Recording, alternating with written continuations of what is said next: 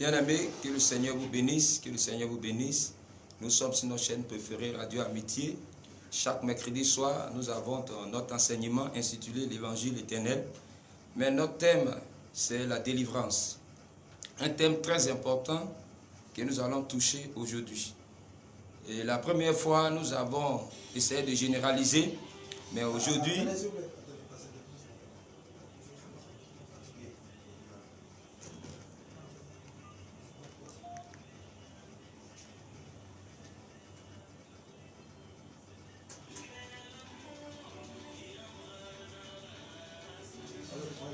donc nous étions en train de dire que à chaque instant, nous sommes connectés ici, chaque mercredi, soit à partir de 18h30, pour suivre l'enseignement sur l'évangile éternel concernant la délivrance. C'est un enseignement très important. La semaine passée, nous avons généralisé, mais aujourd'hui, on va faire asseoir un peu l'enseignement compte tenu du temps, pour donner aux bien-aimés frères et sœurs qui suivent de comprendre un peu la pensée de cet évangile éternel concernant la délivrance. Nous parlons de délivrance, mais nous devons connaître qu'est-ce que la délivrance. Et nous descendons comme ça dans notre texte de base, Proverbe 24, à partir du verset 11. Je lis rapidement la parole du Seigneur. Délivre ceux qu'on traîne à la mort, ceux qu'on va égorger, sauve-les. Ce texte est très petit, mais c'est plein de mystères. Ici, je vais aller rapidement. La Bible dit, au travers de Salomon le prophète, délivre ceux qu'on traîne à la mort, ceux qu'on va égorger, sauve-les. Mais comme nous sommes allés voir Salomon, nous n'avons pas vu des gens que Salomon a délivrés, des gens que Salomon a sauvés, puisque Salomon était venu pour le repos. Mais ici, c'était la prophétie.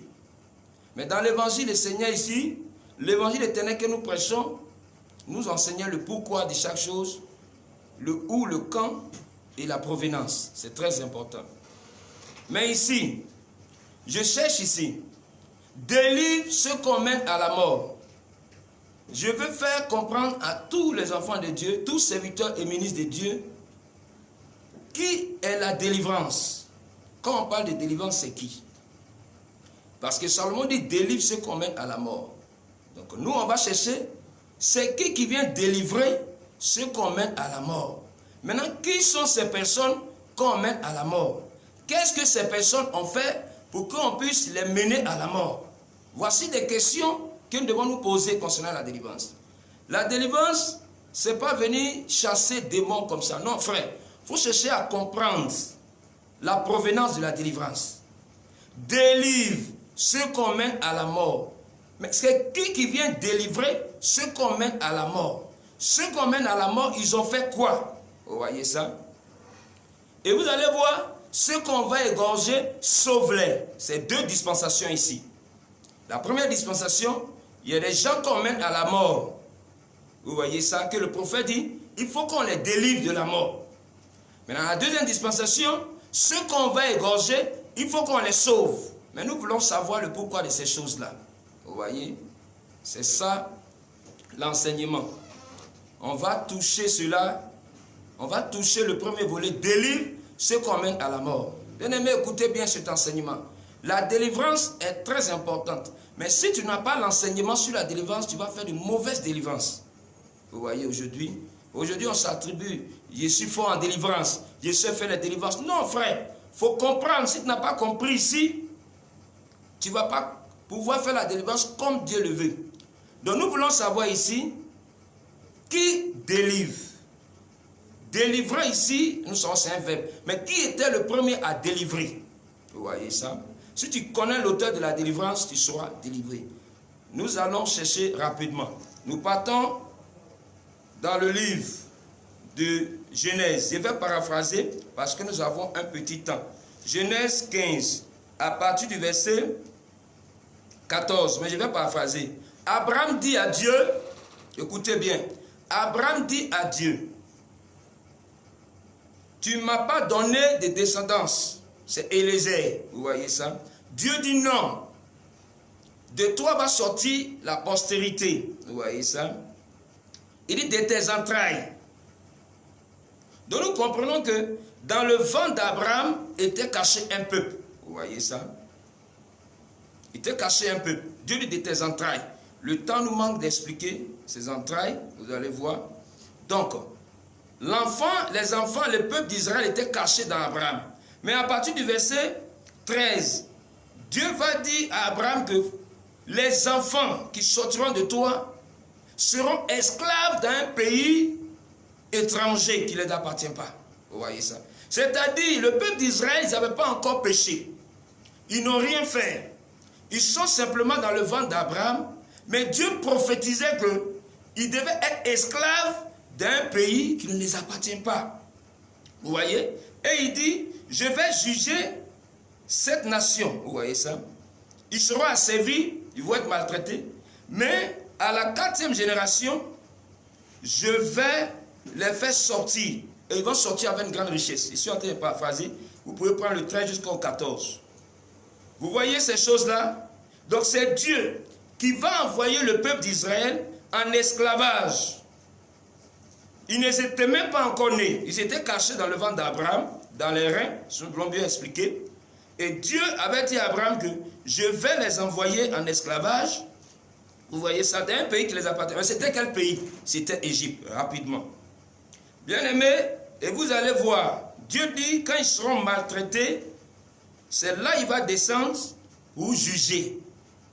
Je viens en Exode 3 à partir du verset 7. Nous sommes en train de chercher qui est l'auteur de la délivrance. Vous voyez ça? Je prends Exode 7, Exode 3 verset 7. L'Éternel dit, j'ai vu la souffrance de mon peuple qui est en Égypte, et j'ai entendu les cris, lui font pousser ses oppresseurs, car je connais ses douleurs. Je suis descendu pour le délivrer de la main des Égyptiens et pour le faire monter de ce pays. Vous voyez? Donc, vaste et bon pays, donc où coule le lait et le miel. Dans les lieux qu'habitent les Cananéens, les Éviziens, les Amoréens, les Vésiens, les Évésiens, les Évusiens, etc., etc. Bien aimé, ici Dieu, dans son état éternel, quand c'est arrivé, Dieu dit, il a vu la souffrance. Donc ça veut dire Dieu a des yeux. Vous voyez ça? J'ai vu la souffrance de mon peuple et j'ai entendu les cris. Ça veut dire Dieu a des oreilles, frère.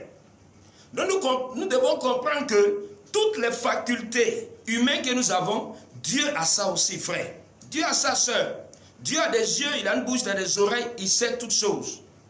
Vous voyez? Donc quand Dieu a vu ça, il s'est souvenu de la prophétie qu'il a dit à Abraham depuis Exode et depuis Genèse 15, après verset 13 à 14. Et au verset 8, Dieu dit quoi? Je suis descendu pour le délivrer de la main. Vous voyez ça? Donc pour la première fois, nous avons entendu dans la Bible, c'est Dieu qui dit il est descendu pour délivrer de la main des Égyptiens. Donc nous comprenons par là que la délivrance, c'est Dieu. Donc quand tu vois un ministre aujourd'hui, un serviteur de Dieu, s'approprier l'auteur de la délivrance, je suis fort en délivrance, je suis fort en délivrance, c'est qu'il est en train de s'égarer. Vous voyez ces choses-là. La délivrance ici, vous avez vu ici, c'est Dieu qui est la délivrance. C'est lui qui est descendu pour délivrer. Vous voyez ça? Mais regardez, comme Dieu, il est invisible. Regardez le mouvement qu'il va faire à partir du verset 9. Vous voyez ça? Je vais aller vite parce que nous n'avons pas trop de temps ici. Je prends verset 20. Voici les cris d'Israël sont venus jusqu'à moi. J'ai vu l'oppresseur que le font souffrir les Égyptiens. Maintenant, va, je t'enverrai auprès de Pharaon et tu feras sortir mon peuple, les enfants d'Israël. Moïse dit à Dieu, qui suis-je pour aller vers Pharaon pour faire sortir d'Égypte les enfants d'Israël? Frère, voici quelque chose de très merveilleux ici. Dieu dit, il descend. Quand Dieu descend pour aller délivrer, dans la manifestation, au contact, ce n'est plus Dieu. Dieu envoie Moïse. Parce que Dieu dit, il est descendu. Mais quand nous voyons celui qui doit aller délivrer le peuple d'Israël, c'est Moïse, Dieu envoie. Dieu dit, va. Le temps nous manque pour monter Exode 3, premier pour descendre. Vous allez voir, le temps nous manque de cela. Mais Dieu va descendre. Je vais aller vite pour vous expliquer. Pour se cacher en Moïse. Vous voyez ces choses-là? Dieu est esprit. Donc lui-même, physiquement, il ne peut pas venir faire la délivrance. Parce que Exode 33, vous voyez ça, après le verset 18 à 20 dit que nul ne peut voir Dieu et vivre. Moïse voulait voir Dieu. Donc Dieu, dans toute sa gloire, s'il se révèle à toi, il va te tuer, tu vas mourir. Vous voyez? Donc Dieu cherchait un vase. Vous voyez ça? Un vase vide. Mais nous sommes des vases d'honneur aujourd'hui, par la grâce de Dieu. Donc le même mouvement que Dieu a fait avec notre frère Adam. Vous voyez ça?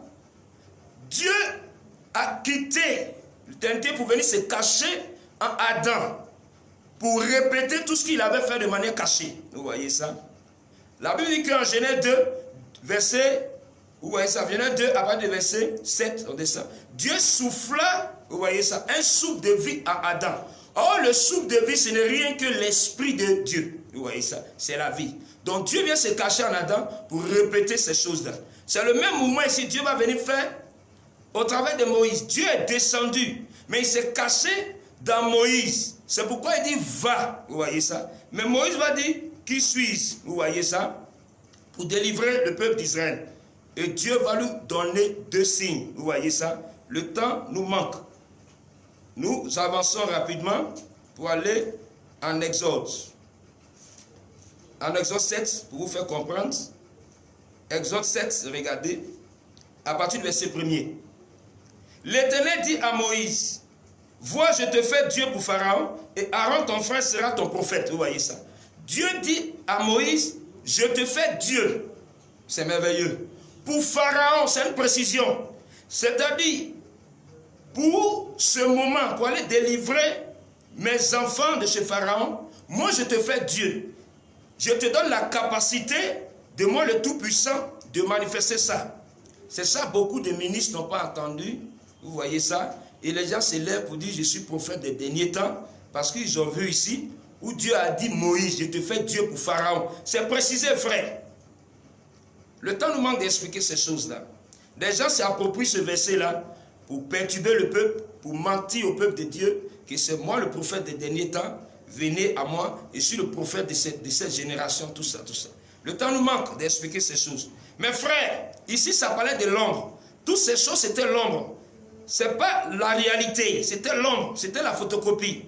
La réalité va être manifestée, c'est Jésus-Christ. Toutes ces choses-là vont s'accomplir en Christ Jésus. Vous voyez? Tous ces personnages-là parlaient de Jésus-Christ. Donc il faut bien comprendre ces choses. Nous allons vite. Donc quand nous venons en Exode, je m'en vais vite, Exode 14, 14 à partir du verset 10. Je vais parler de la délivrance. Je vais paraphraser ici. Je prends à partir du verset 13. Moïse répondit au peuple, ne craignez rien, restez en place et regardez la délivrance que l'Éternel va vous accorder en ce jour. Car les Égyptiens que vous voyez aujourd'hui, vous ne les verrez plus jamais. Vous voyez? Dieu va les mettre en épreuve. En Exode 12, après verset 5, l'agneau était immolé. Ça, c'était la première délivrance. La grande délivrance que notre Seigneur Jésus-Christ avait fait au travers de l'agneau. Le temps nous manque d'expliquer ces choses-là. Vous voyez ça? Mais après cette délivrance, il y a une autre délivrance qui était la mer Rouge. Aujourd'hui, dans cet évangile éternel, beaucoup d'enfants de Dieu sont sous les liens, sont sous les alliances, sont sous les réclamations sataniques. Ils pensent qu'après que Christ est mort à la croix, c'est fini. Non, frère, voici, Christ était déjà mort ici. Mais les gens étaient encore sous la possession. Dieu va envoyer Pharaon, on va les citer, Pharaon va venir, vous voyez, Pharaon va venir pour pouvoir perturber le peuple d'Israël. Et ils vont se confesser. Moïse va dire restez en place, car les Égyptiens que vous voyez, vous n'allez plus les voir. Amen. L'Éternel va opérer la délivrance. Donc nous comprenons par ce passage-là que la délivrance, c'est Dieu.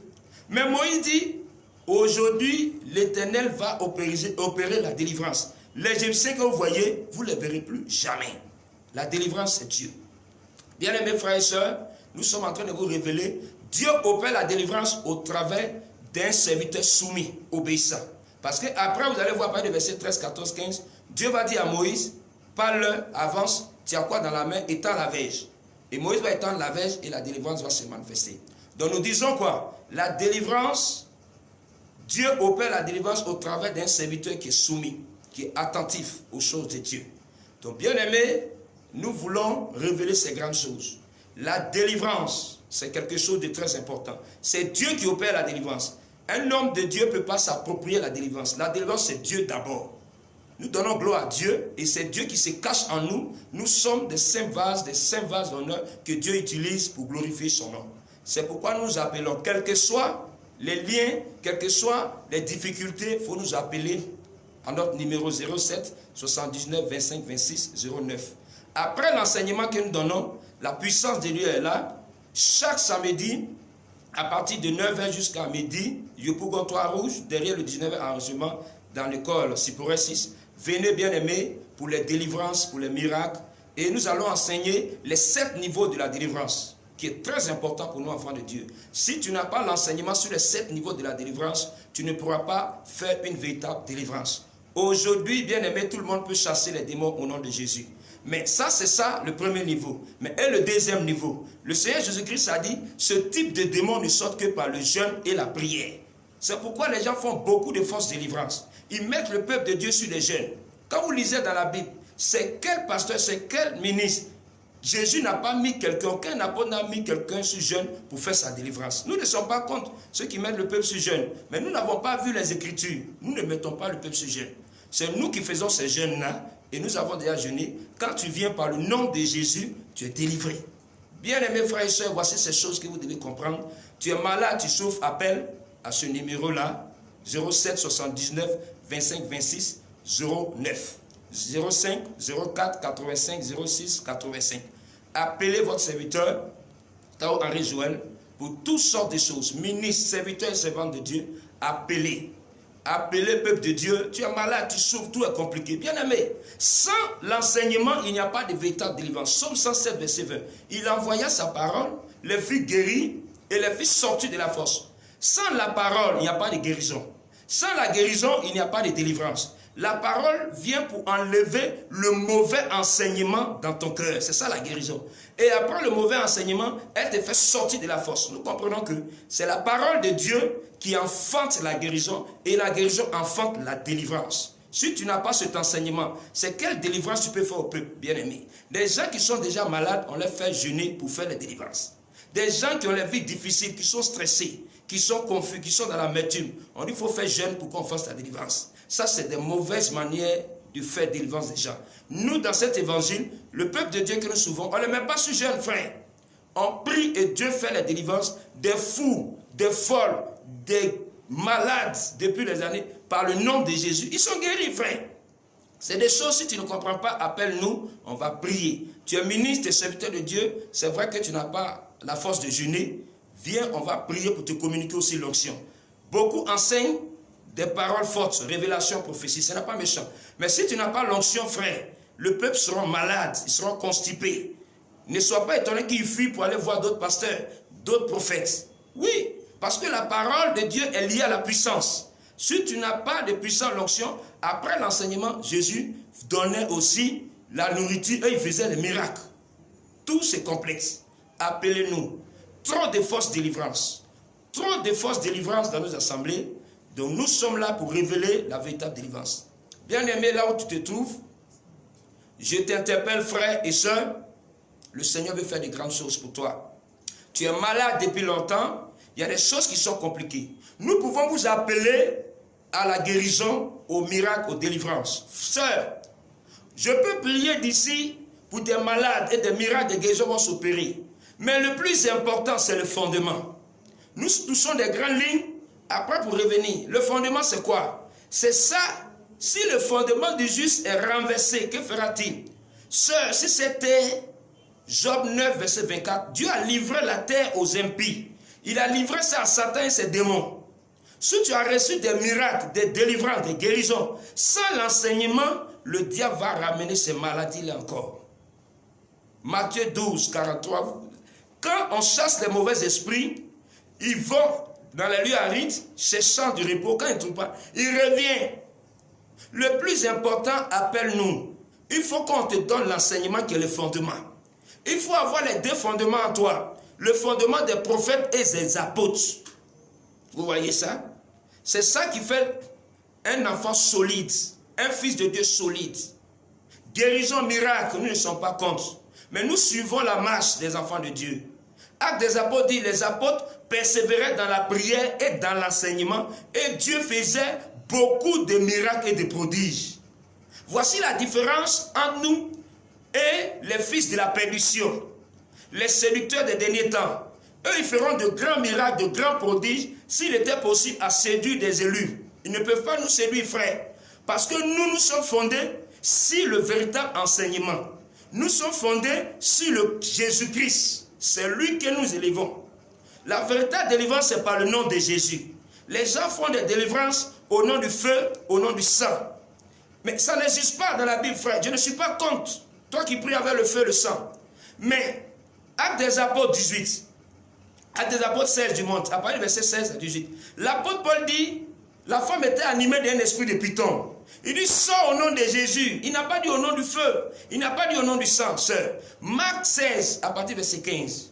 Le Seigneur dit, à partir du 17, c'est à mon nom. Vous allez chasser les démons. Imposer les mains aux malades pour les guérir. Il n'a pas dit à mon feu, à mon sang. Bien aimé, voici ces choses-là. Appelez-nous là où tu te trouves, quelle que soit la maladie que tu traverses. Même si tu es fou, tu es sorcier, tu es ivrogne, quel que soit ce qui te fatigue, appelle-nous. 07 79 25 26 09, appelle ton serviteur. On va prier, Dieu va te restaurer. Seigneur, tous ceux qui écoutent, quelle que soit sa maladie, quel que soit là où il est, touche-le par le nom de Jésus, par la puissance de Dieu, qu'il reçoive sa guérison, qu'il reçoive son miracle. Au nom de Jésus, que le mal le quitte, que l'envoûtement le quitte, que tout ce qui était blocage dans sa vie soit chassé au nom de Jésus. Appelez votre serviteur Tao Henri Joël. Bientôt, nous aurons un grand programme en décembre, bien aimé, à partir du 8 jusqu'au 10. Un programme très important, campagne d'évangélisation au quartier Jean-Paul II. Préparez-vous, ça sera quelque chose de puissant. Mais chaque samedi, appelez-nous, appelez-nous. Nous avons un culte d'enseignement et de délivrance à Yopou Comptoir Rouge, derrière le 19 arrondissement Cyprès 6. Appelez votre serviteur Tao Henri Joël. Vous pouvez m'écrire dans mon inbox, vous pouvez m'appeler. À chaque instant, Dieu fait des grandes choses après l'enseignement. Nous allons vous enseigner aussi les 7 niveaux de la délivrance. C'est très important pour les ministres. Vous qui êtes appelés à la démologie, appelez pour qu'on puisse vous enseigner, pour quitter des fausses délivrances. Que Dieu nous bénisse, que Dieu nous bénisse. Soyons toujours connectés à cette radio Amitié 100.fm chaque mercredi soir pour entendre, pour écouter des véritables enseignements sur la délivrance dans l'évangile éternel. Que Dieu vous bénisse dans le nom puissant de notre Seigneur Jésus-Christ. Amen, amen, amen, amen.